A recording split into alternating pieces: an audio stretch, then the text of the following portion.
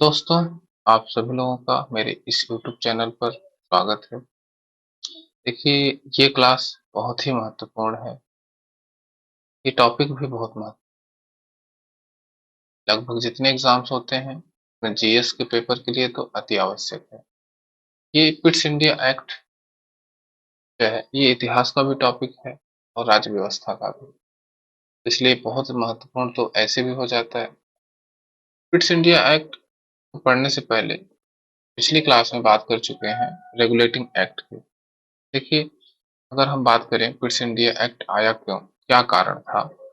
कारणों की बात करें अगर हम थोड़ा-सा, देखिए कारण तो कई ठो थे। एक तो जब रेगुलेटिंग एक्ट आया, ठीक, तो उस समय 2 समस्याएँ थी। एक तो गवर्नर जनरल जो था और उसकी जो परिषद थी, परिषद और गवर्नर जनरल में समस्या थी। परिषद में 4 सदस्य थे और बहुमत से निर्णय लेना था। बहुमत से निर्णय लेना था। एक समस्या ये रेगुलेटिंग एक्ट में से चली आ रही है, जिसमें कि गवर्नर जनरल अपना काम ठीक से कर नहीं पाता था। दूसरी एक समस्या थी सुप्रीम कोर्ट का अधिकार क्षेत्र, जो एक सुप्रीम कोर्ट की स्थापना 1774 में की गई, ठीक है? उसका जो अधिकार क्षेत्र था, ठीक? वो भी एक समस्या थी। तो ये समस्या तो हम देख लिए हैं कि 1781 वाला जो 81 वाला जो संशोधनात्मक अधिनियम आया, ठीक है? उसमें ये समस्या सुप्रीम कोर्ट के अधिकार क्षेत्र वाली तो समाप्त कर दी गई। लेकिन एक गवर्नर जनरल और परिषद वाली समस्या तो हूबहू वैसे ही थी। दूसरे और भी कारण की बात करें भारत में, उस समय आंग्ल मराठा युद्ध चल रहा था, जिसमें कंपनी काफ़ी नुकसान हुआ था और कंपनी फिर से जो है, जो ब्रिटिश पार्लियामेंट थी, संसद से, ब्रिटिश संसद से ना फिर से ऋण माँगने चली गई। 10 लाख पाउंड का ऋण माँगने चली गई, ठीक? पाउंड का। और संसद बोली कि कंपनी जो है, कहीं न कहीं फिर गड़बड़ कर रही है। ये कारण था, ठीक? और भी कारण थे, ठीक? तो चलिए, स उधर अमेरिका जो है स्वतंत्र हो गया था, तो भी एक कारण था कि भारत को जो है कि किसी तरह हम खोए ना। एक उपनिवेश तो चला गया था, तो अमेरिका का भी समस्या था। इंग्लैंड के लिए कई समस्याएँ थी, ठीक है? इन सब समस्याओं को कैलकुलेट करके पिट्स इंडिया एक्ट विलियम पिट्स ने पास किया, ये करवाया था, ठीक है? इसके बारे में हम बात करेंगे तो ये सब कारण थे, जिसमें मुख्य कारण तो ये था गवर्नर जनरल और परिषद की समस्या जो है, ये बहुमत से निर्णय वाला समस्या कि गवर्नर जनरल की शक्ति को कैसे इम्प्रूव किया जाए, ये बड़ी समस्या। ये कारण हो गया। अब चलते हैं, बात करते हैं कि विधेयक बना कैसे, ठीक? तो देखते हैं, पहले हम थोड़ा-सा ऊपर करें हम और हम पहले समझें कि इन सब समस्याओं को देखते हुए वहाँ समितियाँ बनाई गईं ब्रिटेन में, इंग्लैंड में जो है समिति बनाई गई। समितियाँ 2 बनाई गई, ठीक है? एक प्रवर समिति, प्रवर समिति, और दूसरी बनाई गई एक जो है गुप्त समिति, सीक्रेट कमिटी। अब गुप्त समिति का जो है अध्यक्ष बनाया गया डंडास को। अध्यक्ष था इसका डंडास, ये अध्यक्ष। डंडास ने जो है अपनी रिपोर्ट प्रस्तुत की, अपना एक विधेयक बनाया और उसे पेश किया। इसके इनके विधेयक में था कंपनी को जो है, कंपनी के जो राजनैतिक कार्य हैं वो पूरी तरह समाप्त कर दिए जाएँ, ठीक है? और वो आयुक्तों को दे दिया जाए, ठीक? तो यही सब चीज़ें थी और जो है कंपनी को समाप्त करने की बात आई थी, उसी पर जो है इनका विधेयक जो प्रस्ताव था वो असफल रहा, असफल हो गया, ठीक? जब असफल हो गया इनका, तो एक जो है, एक समिति और क्रिएट की गई कि एक जो है, चलिए फिर से देखते हैं, इस पे बात करते हैं, ठीक? तो उस पे बात करने के लिए 2 लोगों को नियुक्त किया गया, एक बर्क और दूसरा जो है बर्क और जो है फिलिप फ्रांसिस, फिलिप फ्रांसिस, ठीक? इनको जो है नियुक्त किया गया और इनके द्वारा तैयार जो है इन्होंने एक रिपोर्ट तैयार करी, ठीक, फिलिप्स ने और बर्ग ने, ठीक है। उसी रिपोर्ट को फाक्स द्वारा जो है संसद में पेश किया गया। इसी बिल को उसको बिल के रूप में इंग्लैंड की संसद में पेश किया गया। इस संसद में पेश कर दिया, ठीक है। किसके द्वारा? फाक्स द्वारा। फाक्स कौन है? ये प्रधानमंत्री हैं ब्रिटेन के, ठीक। अब यह बिल संसद में पेश हुआ, हाउस ऑफ कॉमन में पास हो गया, हाउस ऑफ कॉमन में इंग्लैंड के पास हो गया, लेकिन हाउस ऑफ लॉर्ड में ये पास नहीं हो गया, ये जो है अस्वीकार कर दिया गया, ठीक। जब अस्वीकार कर दिया गया, उस समय इनकी जो सरकार थी ना फाक्स की, गठबंधन की सरकार थी, फाक्स और जो है लॉर्ड नॉर्थ, लॉर्ड नॉर्थ की गठबंधन की सरकार थी, गठबंधन की सरकार थी और सरकार गिर गई। कमाल की बात है, भारत के मैटर पे फॉक्स और लॉर्ड नॉर्थ की सरकार गिर गई। लॉर्ड नॉर्थ वही है जो 1773 के एक्ट के समय ब्रिटेन के प्रधानमंत्री थे। उन्होंने जो है इस्तीफा दिया था और फिर से जो है गठबंधन की सरकार बना ली थी। 1782 में उन्होंने इस्तीफा दिया था और फिर जो है फॉक्स के साथ मिलके फिर सरकार बना लिया था, लेकिन अब सरकार इनकी फिर से गिर गई, ठीक। तो यहाँ इंपॉर्टेंट क्या हो जाता है? पहली बात तो भारत के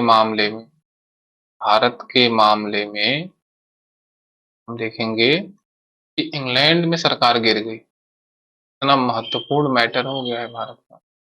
इंग्लैंड में सरकार गिर जा रही है, ठीक। समझिए कितना महत्वपूर्ण है इंडिया भारत के लिए, सॉरी इंग्लैंड के लिए। जब सरकार जब गिर गई तो नए जो प्रधानमंत्री बने, नए प्रधानमंत्री 1784 में बने और उनका नाम है विलियम पिट। विलियम पिट, ठीक। विलियम पिट्स ने एक विधेयक पेश किया और वो जो है अगस्त 1784 में जाके पास हो गया और इन्हीं के नाम से इसे कहा गया Pitt's India act. Pitt's India act. इतनी बात तो समझ गए कि पिट्स ने जो है पास करवाया था, प्रधानमंत्री थे, नए प्रधानमंत्री 1784 में बने और इन्होंने जो है एक बिल पास किया और वो जो है उसको पिट्स इंडिया एक्ट के नाम से जाना गया। अब इस जो है एक्ट की, इस अधिनियम की बात करें तो क्या क्या मुख्य बातें थी इसमें, ठीक।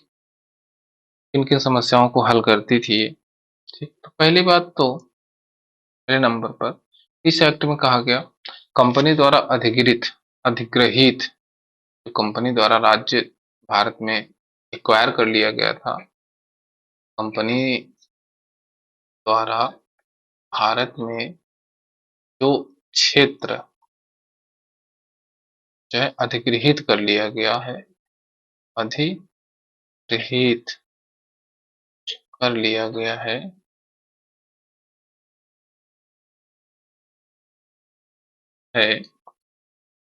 वह ता वह जो है अब ब्रिटिश सरकार के अधीन होगी। ब्रिटिश सरकार या कहिए क्राउन के अधीन होगी, क्राउन के अधीन, मतलब कि पहली बार जो है अधीन होगी। मतलब कि इसका क्या मतलब है? इसका मतलब ये है कि पहली बार सरकार ने ये मान लिया है कि अब जो भारत का राज्य क्षेत्र है वो सरकार के, वहाँ की सरकार के अधीन हो गया है, ना तो कंपनी के अधीन, ठीक है। बहुत इंपॉर्टेंट बात है, सीधे पूछ लिया जाता है, ठीक।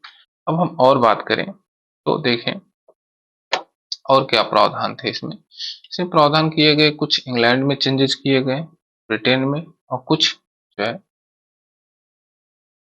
भारत में। तो पहले हम 2 जगह बना लेते हैं, एक इंग्लैंड और एक भारत।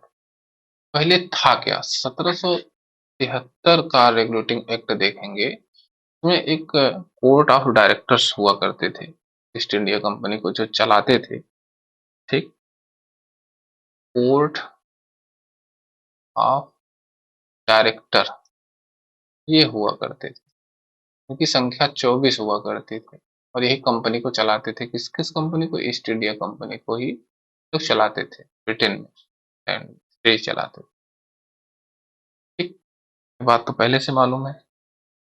अब जो है, इनको हिंदी में कहा गया है निदेशक मंडल, निदेशक मंडल, ठीक। अब क्या, अब जो है वहां की सरकार ने कहा कि भाई देखो, आप लोग चला रहे हो, ठीक कर रहे हो, लेकिन बात समझ में आ नहीं रही है, एक हम और जो है नियंत्रक मंडल बनाएंगे। क्या बनाएंगे, नियंत्रक मंडल। तो इंग्लैंड की सरकार ने, सरकार या सम्राट, वहां की संसद जो भी कही, उसने जो है बनाया बोर्ड ऑफ कंट्रोल। क्या बनाया, बोर्ड ऑफ कंट्रोल, नाम ही है कंट्रोल। इसको कहा गया नियंत्रक मंडल, नियंत्रक मंडल। हमारे पास जो है कोर्ट ऑफ डायरेक्टर्स है, तो हम बनाएंगे एक नियंत्रक मंडल, ठीक। और नियंत्रक मंडल बनाएंगे, करेगी क्या कि भाई ये जो है,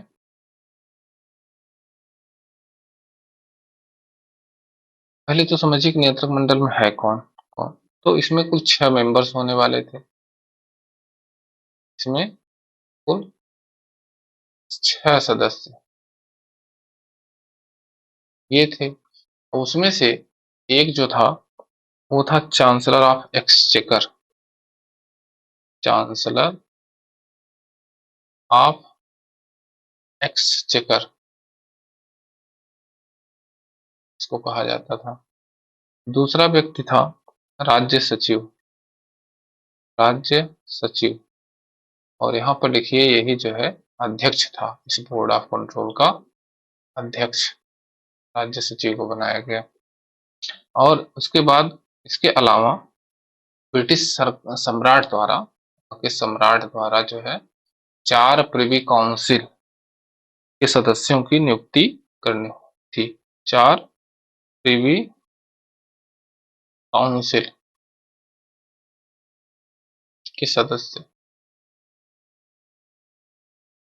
इस तरह आप देखेंगे तो कुल 6 सदस्य थे इस बोर्ड ऑफ कंट्रोल में, ठीक, नियंत्रक मंडल में।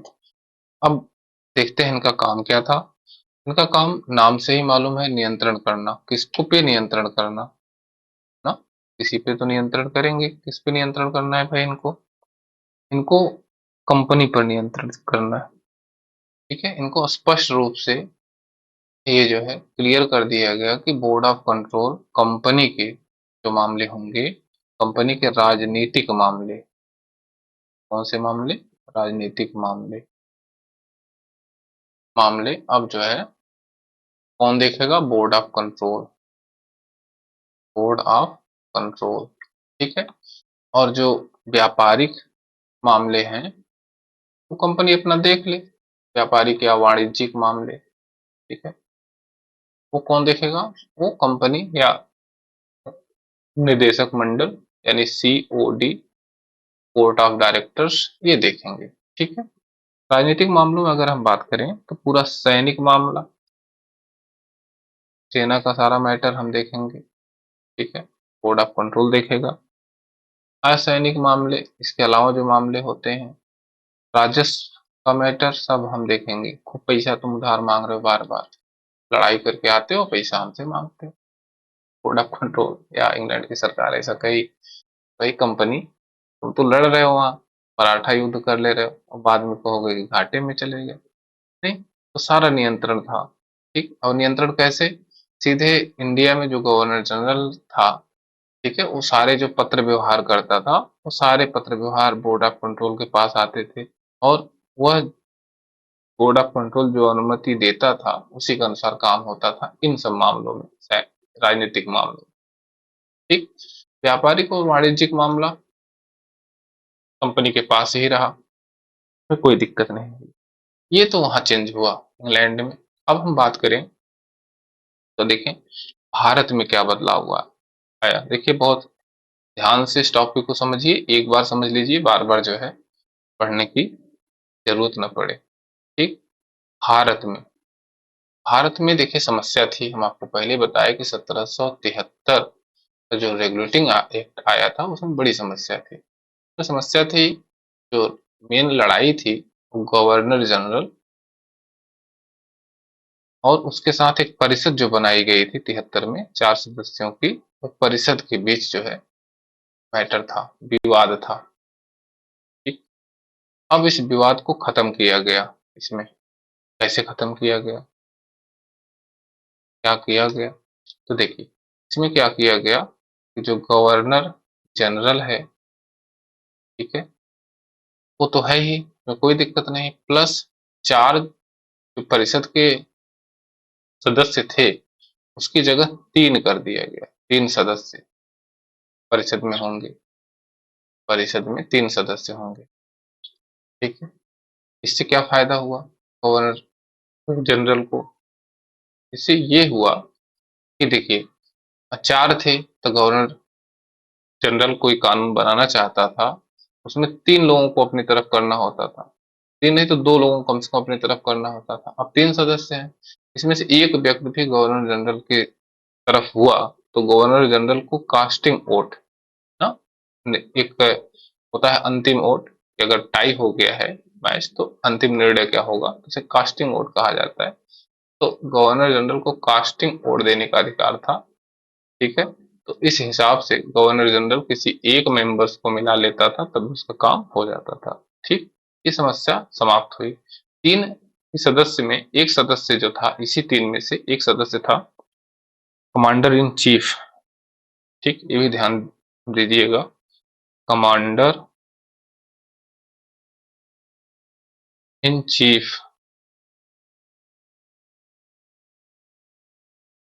यानी मुख्य सेनापति, मुख्य सेनापति।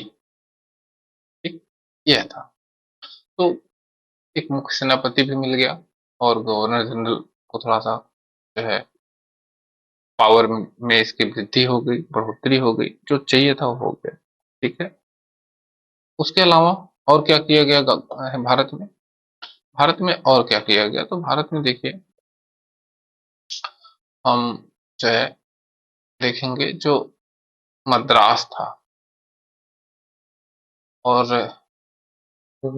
बम्बई था, ठीक है, दोनों एक प्रेसिडेंसी थी, दोनों को बंगाल के अधीन कर दिया गया, बंगाल के अधीन कर दिया गया। तो आप सोचेंगे कि सर पिछले वाले जो क्लास थी उसमें 1773 में भी तो यही बात बताए थे, अधीन कर दिया गया। नहीं? हाँ, उसमें मेन समय तो वही किया गया था, अधीन, सही बात, तो अधीन कर दिया गया था लेकिन पूरी तरह से नहीं किया गया। अभी पावर ज्यादा बढ़ा दी गई है। अब क्या कर दिया गया है कि गवर्नर जनरल को इतनी पावर दे दी गई है कि बम्बई के गवर्नर को बर्खास्त कर सकता है, मद्रास के गवर्नर को बर्खास्त कर सकता है। ठीक है, इतनी पावर दे दी गई है, मतलब ज्यादा, मतलब कि हम यहाँ देखें तो केंद्रीकरण करने का प्रयास किया गया, या केंद्रीकरण किया गया, केंद्रीकरण किया गया किसका? शासन का केंद्रीकरण किया गया। ठीक है, समझ में आया बात? ये हुआ था। अब ध्यान से अगर और हम समझें तो ये समझ पाएंगे कि क्विट्स इंडिया एक्ट तक जो है इंग्लैंड से 2 लोग मिलकर शासन करना शुरू कर दिए। इंग्लैंड से 2 संस्था संस्था भारत पर शासन करना प्रारंभ कर दी। तरह से देखेंगे 2 संस्था, कौन? एक बोर्ड ऑफ कंट्रोल नियंत्रक मंडल, दूसरा बोर्ड ऑफ डायरेक्टर्स, निदेशक मंडल। ठीक है, दोनों लोग मिलके भारत पे शासन कर रहे हैं। यह व्यवस्था जो है, अच्छा, इस शासन को हम कहेंगे दोहरी शासन व्यवस्था। ये क्या है? दोहरी शासन व्यवस्था। ठीक, मतलब कि जो बोर्ड ऑफ कंट्रोल है वो राजनीतिक मामला देख रहा है। ठीक है, सीओडी जो कोर्ट ऑफ डायरेक्टर्स हैं वो पूरा व्यापारिक मामला देख रहा है। तो दोहरी शासन जो है व्यवस्था यहाँ से स्टार्ट कर दी गई। और ये चली कब तक? ये 1858 तक ये व्यवस्था चलती रही, चलती रही। बात समझ? तो ये था जो है पिट्स इंडिया एक्ट, इससे ये जो है चीजें निकल के सामने आई। अब हम देखेंगे 1786 का अधिनियम एक आया था, बहुत छोटा सा है, बहुत बड़ा नहीं है, काम का नहीं है, बस स्पेशल किसी एक व्यक्ति के लिए आया है, तो देख लेंगे। 1786 का अधिनियम, अधिनियम भाई वो क्या है?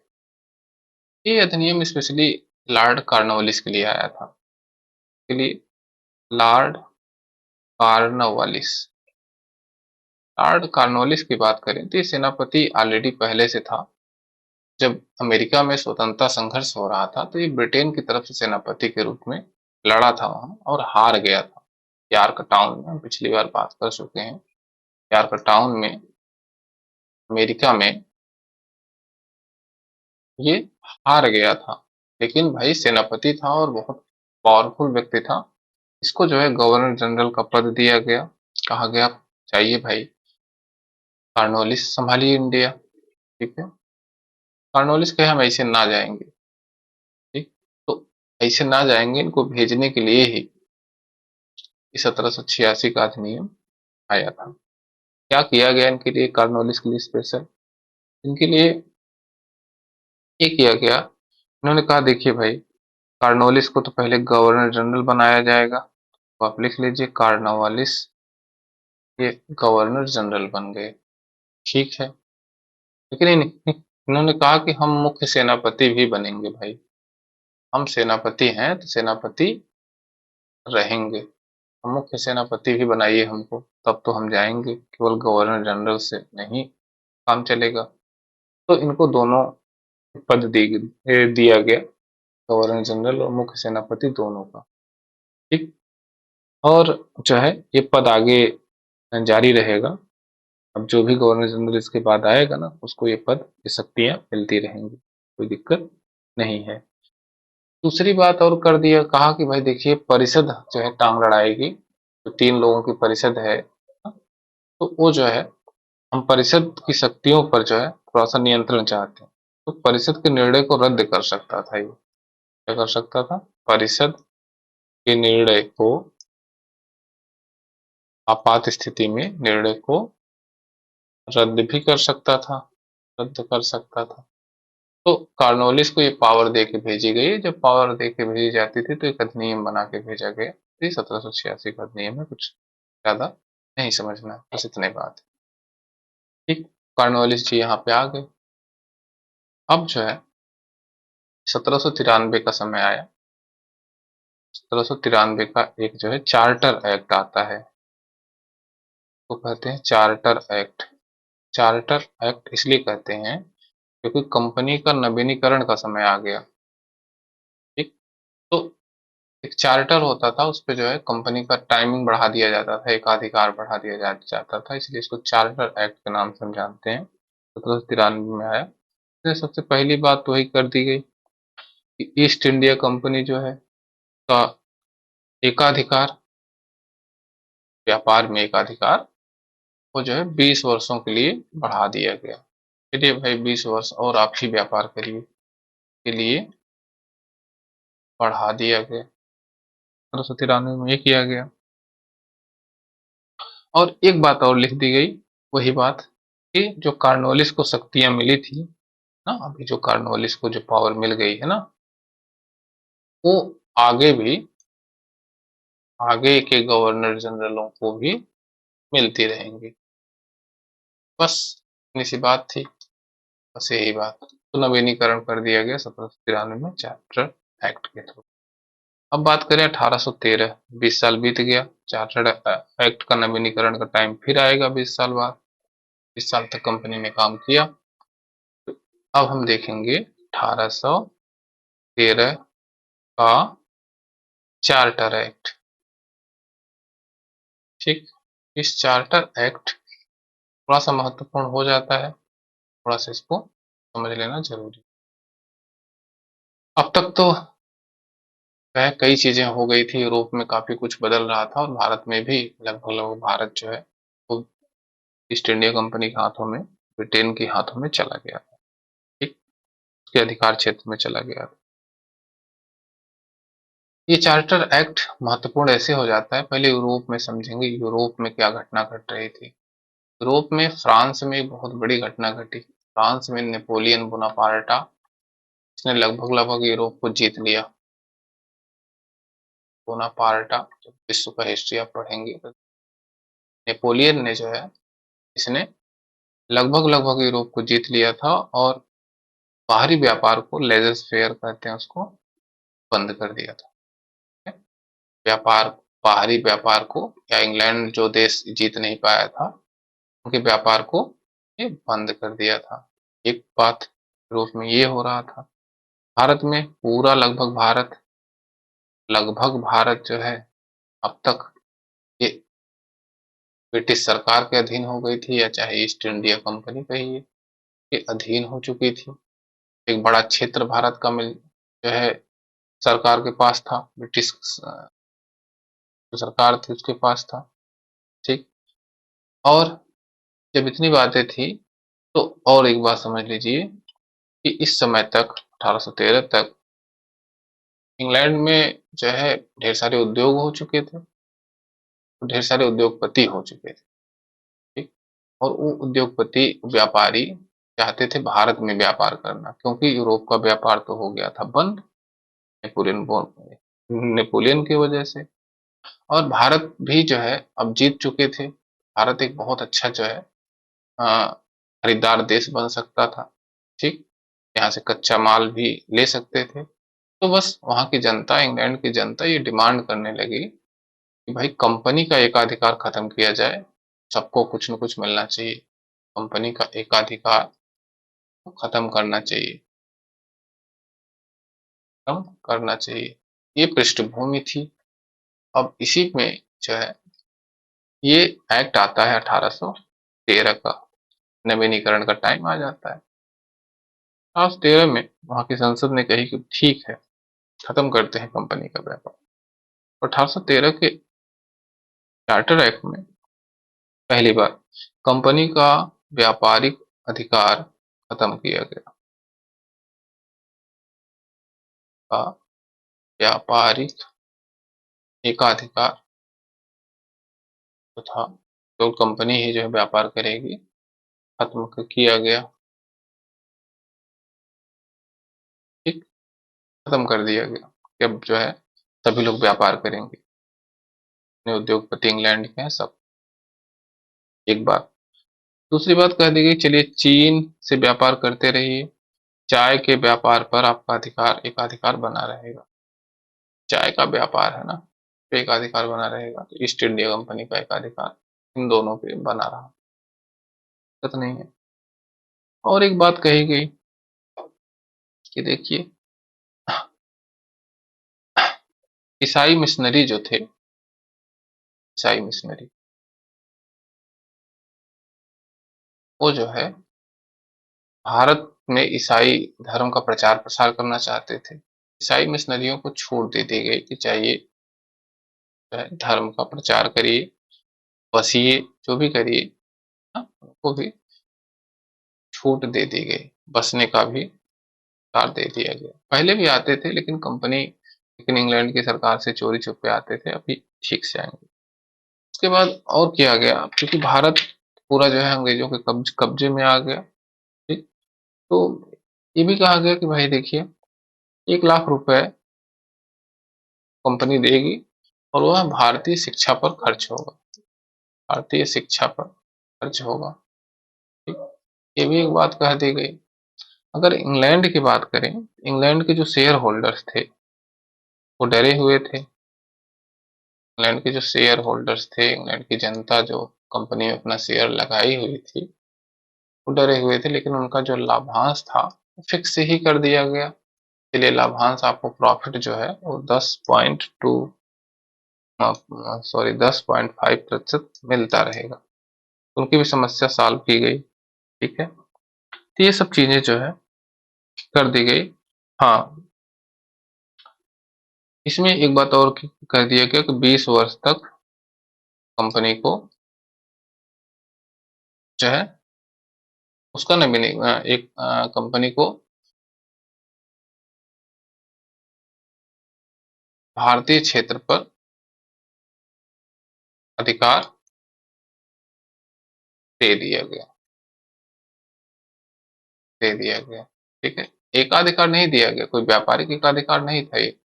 भारतीय क्षेत्र पर जो व्यापार जो है इनका अधिकार था, वो अधिकार चल रहा था, कंपनी चल रही थी, कोई दिक्कत नहीं थी। बस उसका कंपनी का एकाधिकार खत्म कर दिया गया। कंपनी व्यापार कर रही थी तो ठीक है, 20 वर्षों तक और व्यापार करो, कोई दिक्कत नहीं है। ये 413 के चार्टर एक्ट में कह दिया गया। ठीक, अब हम और बात कर लें। ये बात समझ गए, चीजें ठीक ठाक चल रही हैं। ठीक, भारतीयों का शोषण हो रहा है। ठीक, और जो है कंपनी अब जो है व्यापारिक कंपनी नहीं रही है, कंपनी जो है राजनीतिक कंपनी बन गई है, बढ़िया से जो है राजा बन गई है यहाँ की। ठीक, अब हम बात करेंगे 1833 का चार्टर एक्ट। जब 1833 में फिर नवीनीकरण का समय आएगा, तब हम बात करेंगे 1833 का चार्टर एक्ट। ठीक, चलिए वीडियो आई थिंक बहुत लंबा हो जाएगा, यहीं पर हम बंद करते हैं। और अगर ठीक लग रहा है तो आप फीडबैक देंगे तो हम इसे और लंबा करेंगे और बेहतर करेंगे। करते फीडबैक देने का प्रयास करें। और देखिए ये बहुत महत्वपूर्ण है, और इस क्लास से आपको इसको पढ़ने के बाद फिर कहीं और ज़्यादा पढ़ने की ज़रूरत नहीं। मैं इतना ज़्यादा डिस्क्रिप्टिव उसको ठीक से बता रहा हूँ कि आप अगर थोड़ा सा ध्यान लगाएंगे तो सारे क्वेश्चंस कवर कर पाएंगे बहुत अच्छे से, कोई दिक्कत नहीं होगी। अंडरस्टैंडिंग बनाइए। ठीक, पढ़ाई में फैक्ट रखने से ज़्यादा बेहतर है कि हम एक समझ विकसित करें। फैक्ट को बीच बीच में उसमें हम डाल देंगे, अपने आप फैक्ट आ जाएगा। जो भी इतिहास में घटनाएं घटती हैं, ठीक है, वो सब एक क्रम में होती है, एक सिचुएशनल होती है। वैसी स्थितियां उत्पन्न होती हैं, फिर उसको टैकल करने के लिए कुछ नए काम किए जाते हैं, और वही हमारा इतिहास है। कुछ परिस्थितियां बनी, वो जो है उस पर कुछ एक्शन लिया गया, वही एक्शन से ही इतिहास है, वही एक्शन से ही हमारा कॉन्स्टिट्यूशन बना है, चीजें विकसित हुई हैं। तो आज हम लोकतंत्र की बात करते हैं, ये एक्शन फिर रिएक्शन का ही नतीजा है। ठीक है, चलिए, धन्यवाद।